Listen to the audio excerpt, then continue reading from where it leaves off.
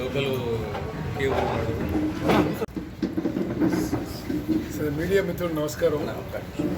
నేను ఈరోజు సమావేశంలో అన్న విషయాలని మరింత వివరంగా చెప్తాను. కేంద్ర ప్రభుత్వం కొనుగోలు చేయాలని చెప్పి ఫస్ట్ పార్లమెంట్లో డిమాండ్ చేసింది నేనే. ఆ రోజు వీళ్ళు ఎవరు కూడా నోరు తెరవలే, అసలు నిద్ర లేవలే. గత రబీ మళ్ళా ఖరీఫ్ మళ్ళా రబీ ప్రతిసారి నేను పార్లమెంట్ సభ్యునిగా, అదేవిధంగా ఈ food public distribution procurement parliament committee సభ్యునిగా తెలంగాణలో రా రైసు పార్బాయిల్డ్ రైసు రెండు ప్రొక్యూర్ చేయాలని డిమాండ్ చేసిన మొదటి వ్యక్తుల్లో ఎంపీగా నేను. ఇప్పుడు వాళ్ళు ఏదో వైఫల్యం కప్పిపుచ్చుకోవడానికి ఊరూరా తీర్మానం, జిల్లా పరిషత్ తీర్మానం, మండల పరిషత్ తీర్మానం, మరి మోదీకి తెలుగు పేపర్ చదవలేదు ఆయన. మరి ఇక్కడ వీళ్ళు ఏం తీర్మానం చేస్తే దాని ఏమవుతుంది? అదేవిధంగా అంటే మీరు దయచేసి కొద్దిగా నేను టెక్నికల్ పాయింట్ చెప్తాను, ఎందుకంటే ఇది మన ప్రాంతానికి సంబంధించిన ఇష్యూ. కేంద్ర ప్రభుత్వం ఏముంటుంది, మేము రా రైస్ ఎంతైనా కొట్టమంటుంది. ఇప్పుడు లెఫ్ట్ కెనాల్లో హెచ్ఎంటి, జేఎస్ఆర్ ఇటువంటి వెరైటీస్ పండించే వాళ్ళకి ఇబ్బంది లేదు, రా రైసే వస్తుంది, ప్రాబ్లం లేదు. ఆ రా రైస్ ఎంతైనా కొంటామని ఎఫ్సిఐ అంటున్నారు. వాళ్ళు కేంద్ర ప్రభుత్వం ఏముంటుంది, మేము పార్బాయిల్డ్ రైస్ తీసుకోమంటున్నాం. అయితే ప్రత్యేకంగా సూర్యాపేట, ఈ మునగాల ఈ ప్రాంతాల్లో 1010 వెరైటీ వరి ఎక్కువ పండిస్తారు. ఈ వరిని మిల్లింగ్ చేసి పార్బాయిల్డ్ రైస్ చేసి ఎఫ్సిఐకి పెట్టే ప్రక్రియ గతంలో ఉండింది. ఈ టీఆర్ఎస్ ప్రభుత్వ వైఫల్యం వల్ల మొత్తం అయోమయం, గందరగోళం, పెద్ద పెద్ద మాటలు, కింద పని శూన్యం. ఈరోజు నేను మంత్రికి మీటింగ్లు చెప్పింది మీరు కూడా అర్థం చేసుకోవాలి. ఇదే 1010 రకాలని 1010 వెరైటీలని రా రైస్గా మిల్లింగ్ కూడా చేయవచ్చు. రా రైస్ మిల్లింగ్ చేస్తే ఓన్లీ డిఫరెన్స్ తేడా ఏంటంటే నూకల పర్సంటేజ్ పెరుగుతుంది. మేమేమంటున్నాం, ఈ 1010 వెరైటీలు కూడా మీరు రా రైస్ కన్వర్ట్ చేసి ఆ రా రైస్తో సహా 25% బ్రోకన్ ఎఫ్సిఐ యాక్సెప్ట్ చేస్తుంది. దానికి అదనంగా మరి ఒక 10-20 కిలోల నూకలు వస్తాయి. మొత్తం తెలంగాణలో పండించిన దొడ్డు రకాల అన్నిటికీ ఆ నూకల యొక్క నష్టం ఈ రాష్ట్ర ప్రభుత్వం భరించాలి. నేను ఈ జిల్లా పరిషత్ తీర్మానంలో, వాళ్ళు ప్రవేశపెట్టిన తీర్మానంలో కేంద్ర ప్రభుత్వం కొనుగోలు చేయాలి. కొనుగోలు చేయడానికి వాళ్ళు పార్బాయిల్డ్ కొనుగోలు చేయకుంటే ఈ దొడ్డు రకాల మరి వరిని కూడా రా రైస్ కన్వర్ట్ చేసి మీరు ఆ ఎక్సెస్ బ్రోకెన్ రైస్ నూకల పర్సంటేజ్కి రాష్ట్ర ప్రభుత్వం ఒక 900 నుంచి 1000 కోట్ల బడ్జెట్ పెట్టుకుంటే ఈ రాష్ట్రంలో ప్రతి గింజ కొనుగోలు చేసే అవకాశం ఉంది. కాళేశ్వరంలో మీరు కమిషన్ల కొరకు మరి 1,00,000 కోట్లు ఖర్చు పెట్టి మరి మీరనే దాని కింద వరి వండితే ఆ వరి కొనడానికి మీరు 1000 కోట్లు పెట్టడానికి ఎందుకని కాడుతున్నారు? ఇదొక పొలిటికల్ డ్రామా. అసలు వైఫల్యాల నుంచి అటెన్షన్ డైవర్ట్ చేయడానికి ఇవంతా ఈ తీర్మానాలు ఇవన్నీ. రాష్ట్ర ప్రభుత్వం 1000 కోట్లు బడ్జెట్ కేటాయిస్తే ఈ రాష్ట్రంలో రా రైసు, బాయిల్డ్ రైస్ తేడా లేకుండా మొత్తం సన్న రకాలు, దొడ్డు రకాలు అన్నిటికీ రా రైస్ కేంద్ర ప్రభుత్వానికి ఇచ్చే పరిస్థితి ఉంటుంది. అదేవిధంగా నేను ఇంకో వైఫల్యం వీళ్ళు చెప్పిన, పోయిన రబీలో 55 ఎకరాలు పండించిండ్రు. ఈ కేసీఆర్ ప్రకటన వల్ల, ఈ మంత్రుల ప్రకటన వల్ల ఈ రబీలో వరి 35 పోయినసారి 55 లక్షల ఎకరాలు, ఈసారి 35 లక్షల ఎకరాలకు పడ్డది. అంటే ఆ 20 లక్షల ఎకరాలు పడబడ్డట్టే కదా ఈ రబీలో. ఆల్టర్నేటివ్ క్రాప్ వీలుగా కాదు. మరి వాళ్ళకి మీ వైఫల్యం వల్లనే జరిగింది కాబట్టి వాళ్ళకి కంపెన్సేషన్ ఇవ్వాలని చెప్పి కూడా డిమాండ్ చేస్తున్నాం. అదేవిధంగా మరి సూర్యాపేట ప్రాంతానికి చెందిన విషయాల్లో,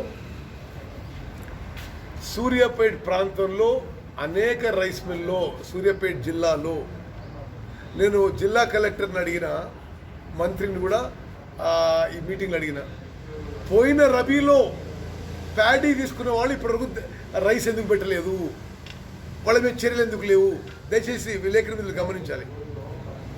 పోయిన రబీలో సంవత్సరం దాటింది, అది కూడా స్టాక్స్ కూడా లేవు. మరి ఎందుకు వాళ్ళు ఆ రైస్ పెట్టలేదు? ఈ రాష్ట్ర ప్రభుత్వంలో సివిల్ సప్లైస్ మినిస్టర్కి పెద్ద ఎత్తున దాని కింద మొత్తం రాష్ట్రంలో రైస్ మిల్లర్లు అమౌంట్ కలెక్ట్ చేసి కొన్ని కోట్ల రూపాయలు అప్పచెప్పడం జరిగింది. మీరే ఆలోచన చేయండి. రబీలోకి ఆయన ధాన్యం తీసుకుంటూ అది రైస్ చేసి ఎఫ్సీకి ఇవ్వలేదు, ఆ ధాన్యానికి పైసలు చేసుకుంటున్నాడు ఆయన. మళ్ళీ ఖరీఫ్లో అట్లా రబీలో ఎగ్గొట్టిన వాళ్ళకి సూర్యాపేట జిల్లాలో ఎక్కువ ధాన్యం మళ్ళీ ఇచ్చింది. మరి మీరు చూస్తే ఇక్కడ స్థానికంగా అధికార పార్టీకి సంబంధించిన రైస్ మిల్స్ వాళ్ళకి ఆ విధంగా ఒక ఫ్రాడ్, ఒక స్కామ్ జరుగుతుంది. అదేవిధంగా నేను ఆ తీర్మానం వాళ్ళు ఆ చర్చకు పెట్టినప్పుడు ఏమనంటే, మీరు గుర్తుపెట్టుకోవాలి, మిల్లర్లకు ఏం నష్టం లేదు. ఏది దొడ్డు రకాలు రా రైస్ చేసిన, ఎందుకంటే తవుడు ధర, బ్రాండ్ ధర పోయినసారికి ఈసారికి 300 అయింది, 350 అయింది. ఇప్పుడు వాళ్ళకి తవుడుకి మంచిగానే మిగులుతుంది. నూకల ధర 12 రూపాయల నుంచి 20 రూపాయలు అయింది. మిల్లర్లకు కూడా ఏమి అంటే వాళ్ళు ఏదో ప్రొజెక్ట్ చేసుకుంటారు, కానీ వాళ్ళకి ఈ బై ప్రోడక్ట్స్ ధర పెరగడం వల్ల వాళ్ళని ఫోర్స్ చేసి రా రైస్ పెట్టిస్తే అసలు ఇబ్బందే లేదు. మరి ఇదేదో పెద్ద డ్రామా కంపెనీ అలా చేసి వీళ్ళు ఏదో ఢిల్లీ కురికి ఆడ కేంద్ర మంత్రి దగ్గర ఏదో వాళ్ళ మాటలని, మరి ఇక్కడ వచ్చి జిల్లా పరిషత్ తీర్మానం, గ్రామ పంచాయతీ తీర్మానం, అసలు ఇవన్నీ ఎందుకు? మీరు సింపుల్గా ఈ సమస్య పరిష్కారం చేయవచ్చు. అదేవిధంగా ఇప్పటి వరకు మీ అందరికీ తెలుసు, ఇప్పుడు వారం రోజుల్లో పంట కళ్ళలకు వస్తుంది. ఐకేపీ సెంటర్స్ తెరవలేదు, పిఎస్సి సెంటర్లో కొనుగోలు తెరవలేదు, బస్తాలు కొనుగోలు చేయలేదు, ట్రాన్స్పోర్టేషన్ ప్రొక్యూర్ చేయలేదు. అంటే అసలు కొనుగోలు చేయడం ముందు వీళ్ళకి ఇంట్రెస్ట్ ఉందో లేదో అనుమానమే. మరి దయచేసి ఆ విషయాలు గమనించాలి. ఈ రైస్ మిల్లర్ల కుంభకోణం, అదేవిధంగా హుజూర్ నగర్ కాన్స్టిట్యున్సీలో అనేక సొసైటీల్లో కొనుగోలు చేయకుండా కొన్ని కోట్ల రూపాయల కొనుగోలు చేసినట్టుగా రికార్డ్స్ సృష్టించి ప్రజల ధనం మరి అన్యాక్రాంతమవుతుంది. నేను ఇలా మీటింగ్లో కూడా చెప్పిన, నేను కలెక్టర్కే 2 నెలలు అని చెప్పి, మరి ఎవరి ఒత్తిడి ఉందని చెప్పి ఈ విధంగా సింగిల్ వండి సొసైటీల ద్వారా ఏదైతే ప్రొక్యూర్మెంట్ మొన్న ఖరీఫ్లో అయిందో, ఎందుకు అంటే ఉదాహరణకి ఈ మిత్రుడు ఆయన పేరు పెట్టి ఆయనకి అమౌంట్ ట్రాన్స్ఫర్ చేయడం, అక్కడి నుంచి వేరే చోటు ట్రాన్స్ఫర్ చేయడం. ఇది హుజూర్ నగర్ కాన్స్టిట్యున్సీలో సింగిల్ విండో సొసైటీసు ఈ ధాన్యం కొనుగోలులో పెద్ద కుంభకోణం జరిగింది. ఎందుకు జిల్లా కలెక్టర్ దానికి వేగవంతంగా మరి చర్యలు తీసుకోలేదో ఆయన జవాబు చెప్పాలి. నేనే స్వయంగా ఆయనతో 2 సార్లు మాట్లాడినా. ఎంక్వైరీ అంటాడు. ఎన్ని రోజులు ఎంక్వైరీ? 2.5 నెలలు అయింది. ఇప్పుడు 2.5 నెలలు అయింది. అన్ని పత్రికల్లో పతాక శీర్షికలు వచ్చింది. మరి దాంట్లో లావాదేవీలు అధికార పార్టీలో ఎవరెవరు పంచుకున్నారో, మరి కలెక్టర్కి ఏం ఒత్తిడి వచ్చిందో, ఆ కుంభకోణం ఎందుకు బయట పెట్టలేదో, అసలు ఆ నేరస్తులు ఎందుకు ఇప్పుడు అరెస్ట్ చేయలేదో అర్థమైతలేదు. ఈ ప్రొక్యూర్మెంట్లో తెలంగాణలో జరుగుతున్న కుంభకోణం విషయం కూడా తప్పనిసరిగా పార్లమెంట్లో కూడా ప్రస్తావిస్తా. ఇది సెంటర్ స్టేట్ రెండుకు సంబంధించింది. నేను స్వయంగా అనేక మార్లు అధికారులకు చెప్పినా ఎందుకు అలసత్వం ఉంది. ఇక్కడ మీరు ఉదాహరణకి సూర్యాపేటలో DCMSలో ప్రముఖ పాత్ర ఉన్న ఆయనకి రైస్ మిల్ కూడా ఉంది. ఆడో లెక్క ఈడో లెక్క, అసలేం ధాన్యమే అటు ఇటేం పోతలేదు. ఆడ లెక్కలు రాసుకోవడం, పైసలు తీసుకోవడం. మరి ఎందుకు సూర్యాపేట జిల్లాలో జిల్లా కలెక్టరు ఈ విధంగా రైస్ మిల్లర్స్లో, ఈ విధంగా సొసైటీస్లో కుంభకోణం కొనసాగుతుంటే నిర్లక్ష్యం చేస్తున్నాడా, లేకపోతే ఆయనకి రాజకీయ ఒత్తిడి ఉందా, ఆయన తప్పనిసరిగా సమాధానం చెప్పాలని చెప్పి డిమాండ్ చేస్తున్నాం. ఈ పార్బాయిల్డ్ రైస్ కొనుగోలు విషయంలో యాక్చువల్లీ ఈ 1010 రకాల్లో దాన్నే రా రైస్గా మిల్లింగ్ చేస్తే కరెక్ట్ 40-45 కిలోలు వస్తుంది. మేమేమంటాం అంటే నూకల రేటు కూడా బాగానే ఉంది మీరు అమ్ముకోవడానికి. ఆ ఎడిషనల్ నూకల లాస్ మీరు అబ్జార్బ్ చేసుకోవడానికి 900 కోట్లు ఇస్తే అసలు మొత్తం రాష్ట్రంలో ఒక్క గింజ లేకుండా కొనుగోలు చేయవచ్చు. ఎందుకంటే మెయిన్ మనీ వాళ్ళు కడుతున్నారు. ఇది ఓన్లీ ఆ గ్యాప్ది మరి ఏదో అని చెప్తున్నా, జిల్లా పరిషత్ తీర్మానం, గ్రామ పంచాయతీ తీర్మానం, మండల పరిషత్ తీర్మానం మొత్తుకోవడము, దానికి అసలు ఏమాత్రం సెన్స్ లేదు. అదేవిధంగా మీకు కొన్ని లెక్కలు చెప్తా. పోయిన సంవత్సరం భారతదేశం నుంచి 1,20,00,000 టన్నుల బియ్యం ఎక్స్పోర్ట్ అయింది. ఈ సంవత్సరం ఇప్పటి వరకే 1,60,00,000 టన్నులు అయింది.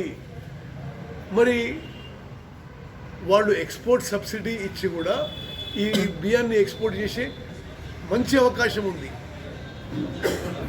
ఇది కొంత అటెన్షన్ డైవర్ట్ చేయడానికో లేకపోతే వైఫల్యం చెంది దాన్ని కవరప్ చేసుకోవడం అర్థం కావడం లేదు. ఎందుకంటే మొన్న పార్లమెంట్లో కేంద్ర మంత్రి పీయూష్ గోయల్ ఒక పేపర్ పెట్టిండు, టీఆర్ఎస్ ప్రభుత్వం ఇంకా ముందు పార్బాయిల్డ్ రైస్ ఇవ్వము అనే కాగితం పెట్టిండు. కాగితం పెట్టిన వాళ్ళు వీళ్ళే. ఎందుకు పెట్టినో ఇప్పటివరకు ఈరోజు నేను మంత్రిని అడిగినా సరైన క్లియర్ సమాధానం లేదు. అది పెట్టి చాలా రోజులైంది. మళ్ళా మొన్న ఆగస్టులో ఇది 2021 ఆగస్టులో మేము ఇంకా ముందు మీ తెలంగాణ నుంచి పార్బాయిల్డ్ రైస్ తీసుకోమన్నారు. దాని గురించి కూడా వీళ్ళేం నోరు మెదపలేదు.